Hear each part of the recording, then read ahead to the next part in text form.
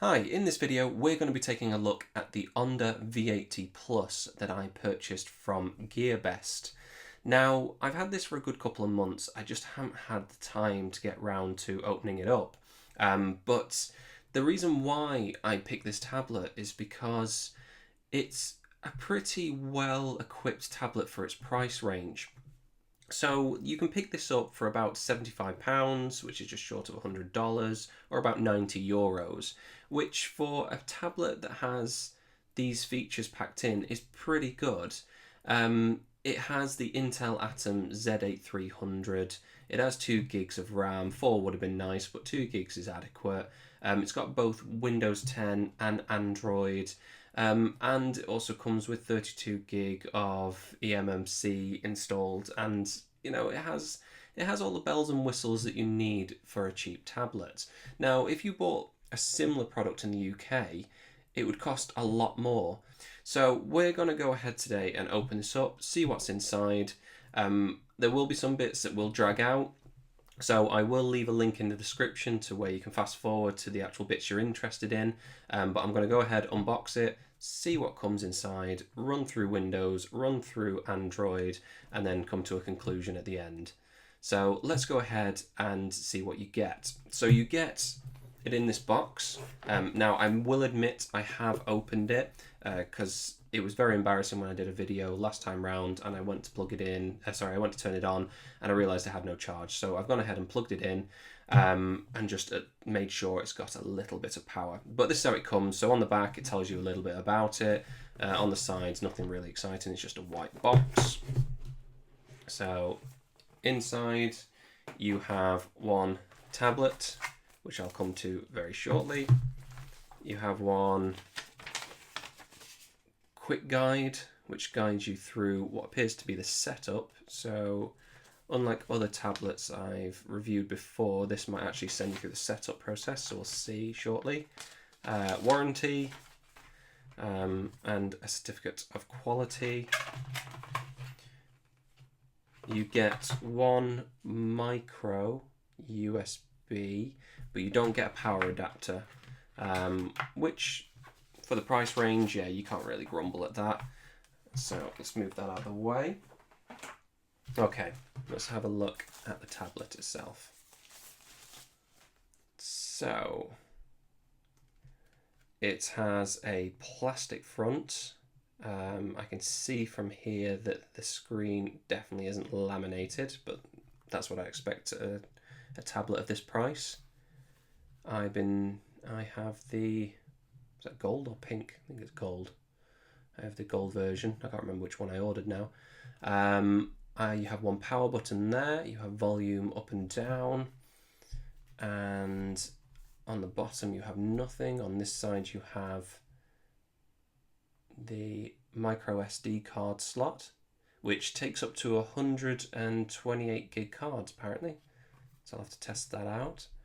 It has one micro USB as well as a micro HDMI, and it has a headphone jack and what appears to be on the back one speaker, so it'll be a mono speaker, as well as the 2 megapixel camera. I think it's got 2 megapixel rear and front camera.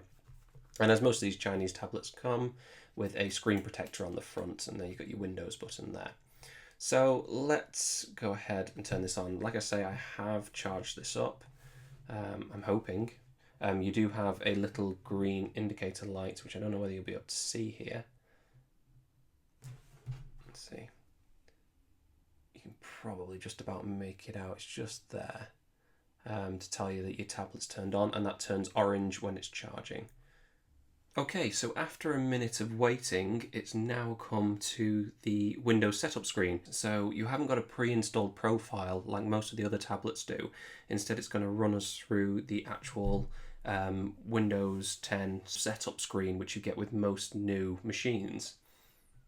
Touchscreen works, country or region. Keyboard layout, set that to... it would be British, won't it? United Kingdom.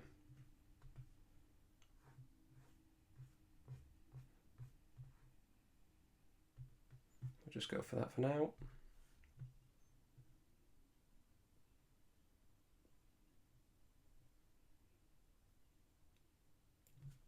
accept all the legal stuff. Feel free to skip past this bit, just check the description for the markers. Okay, so after waiting a couple more minutes, we're now into Windows 10.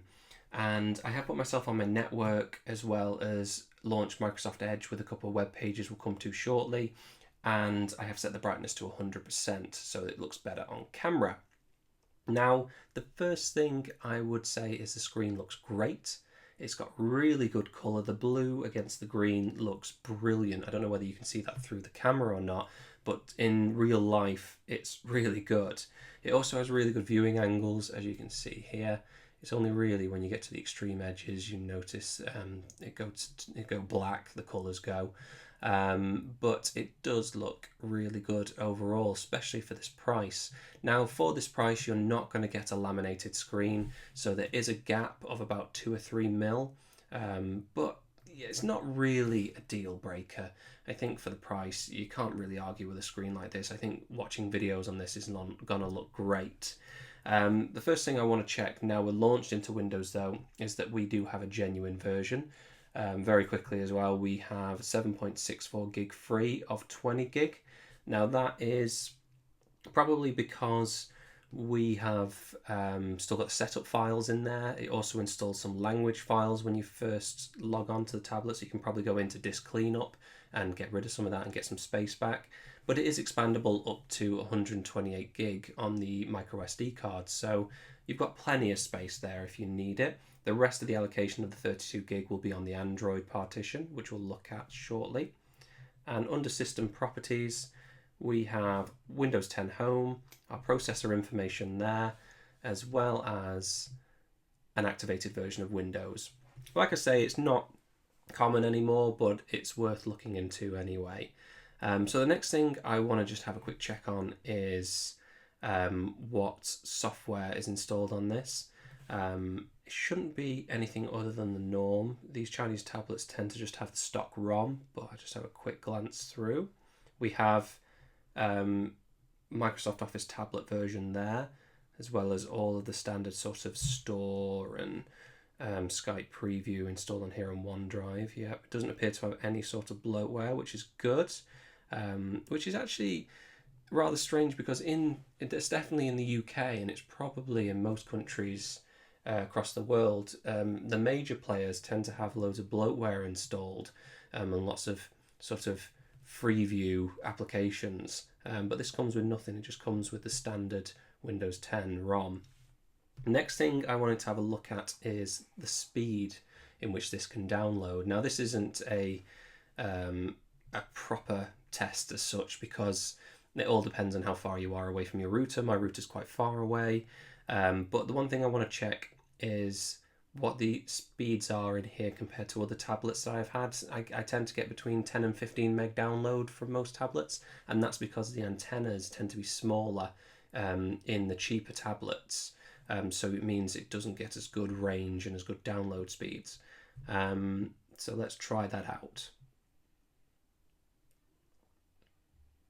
Also, speed test does tend to be quite slow on the Intel Atom processors. Okay, so we are getting around 5 meg.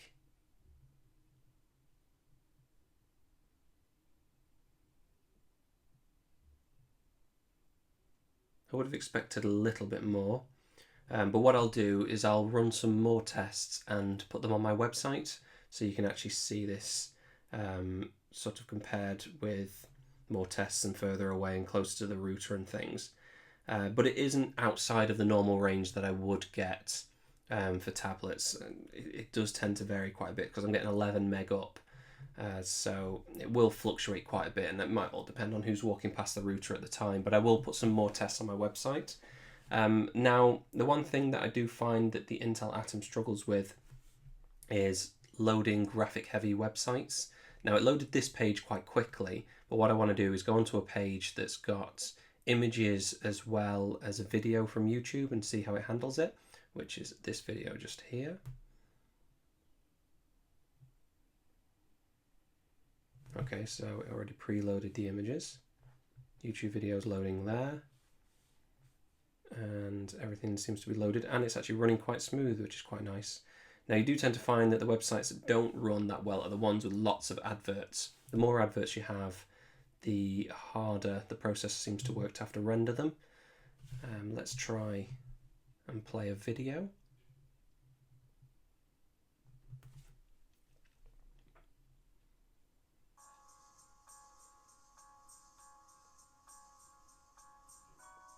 Okay, that seems to be running quite well actually.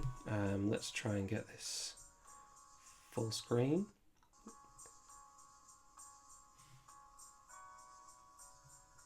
Okay, that's pretty good. So this is a 1080p video. I will leave a link to this in the description. It's one of mine for when I went away to Australia. Let's try and load that there. I do tend to find that YouTube is really awkward on a tablet. It's always better to use the native app rather than the web version on a tablet unless you have a keyboard and mouse. Okay, so this is now playing at 1080p 50 FPS. So it's running fine. Yep, definitely. Doesn't appear to be any lagging. This can play up to 4K videos just fine. Well, at least the processor can anyway. I don't have any 4K videos to hand, but if it's something you want to see, let me know in the description below and I'll add it in. So let's close that down. Okay, so that's a very quick overview of Windows, as in Windows itself. Before we switch over to Android, let's take a look at the cameras.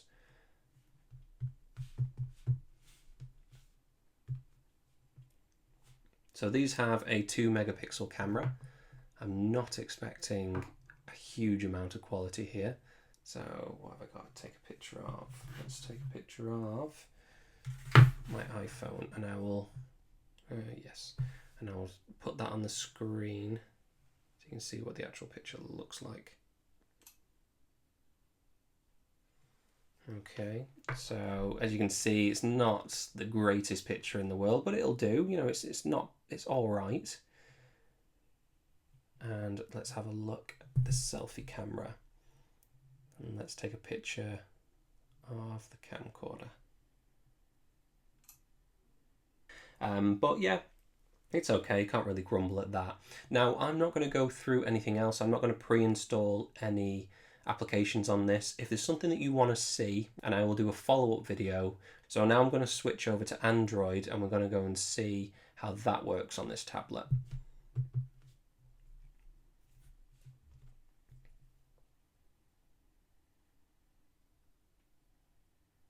Okay, so now we are in the Android partition. I did cut the video because Windows wanted to install numerous updates, so I just thought I'll let it go ahead and then we continue on from now. Now, the first thing I have noticed is the fact that this ROM comes with nothing else installed other than stock, which is really good. It means you've not got to mess about deleting anything, but as you can see, there are no apps installed. In this video, it's just going to be an overview, so if there is anything you want to see, just let me know in the comments section below and I'll do a future video with all of the applications that you want installed and running. But just to go through exactly what you're getting, you are getting Android Lollipop 5.1. I'm presuming you won't be able to do any updates yet, as it says on there, my system is up to date. And you have an allocation of, okay, so total space 4.84 gigabyte allocated to this side of the eMMC storage. So you've got 4.41 gig available, which isn't a huge amount, but remember, once again, you can install that micro SD card and you can share that across both. Now, I haven't looked into whether this will accept 128 gigabytes on this side, but I'll try and have a look at that in a future video. But overall, if you use Android, which I don't, to be honest, I am learning it, but I don't use it day to day, but you will know what sort of features you're going to expect out of this version of Android. One thing I will say, because I did have to connect to the internet, is it does work very well. It's really, really responsive. The touch panel works really well. Loading pages seems to be quite quick. I'll do a very quick one onto my YouTube channel. Okay, so let's have a look on here. Loads really quickly. YouTube will work better on Android anyway because it's Google that do own them, but everything should load quite quickly and quite easily. And there is one of my earlier videos of the Chewy Hi8. So in conclusion, the fact that it comes with Android and Windows is a great selling point for someone who likes to switch OSs, especially if one application won't work in the other, and the fact that it comes with that great screen. So you can use this for anything from browsing the internet to watching movies to playing games, and you know it's going to look great. Also, the fact that you can expand it up to 128 gigabytes means that you're not limited by the inbuilt 32 gigabyte eMMC ROM. So its main drawback is the fact that it has 2 gigabytes of RAM. Now, if you have slightly more intensive applications, that means it will struggle a little bit with those, but that is not a deal breaker for me. If you are looking to install something on this or you're buying it for a very specific purpose, leave a comment below and I'll see whether I can get it installed on this and do a follow-up video. And if you do have any queries or questions, leave them in the comments section below and I'll do my best to get back to you. But otherwise, thanks for watching.